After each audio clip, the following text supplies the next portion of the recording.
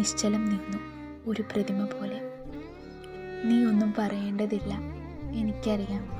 എനിക്ക് ഈ മിഴികളിൽ നിന്നെ വായിക്കാം. പക്ഷെ ഞാൻ അറിഞ്ഞതായി നടിക്കുകയില്ല. തരംഗങ്ങൾ തീർക്കുന്ന താമര വീണെ നീ ആലസം പാടുന്നു, താരിളം ചിറക് വിടർത്തുന്നു, തമസ്സകലുന്നു, തത്വമസി. അത്രമേൽ ചേർന്ന് നിന്ന് ഒരു നിശ്വാസത്തിൻ്റെ അകലത്തിൽ ബുദ്ധൻ എൻ്റെ കവിത ചൊല്ലുന്നു.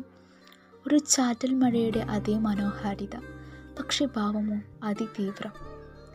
കണ്ണുകളടച്ച് വരികളിൽ ലയിച്ചുപോയി. അവൻ്റെ വിരലുകൾ അഴിഞ്ഞു വീണ മുടിക്കെട്ടിലേക്ക് തഴുകിയിറങ്ങി.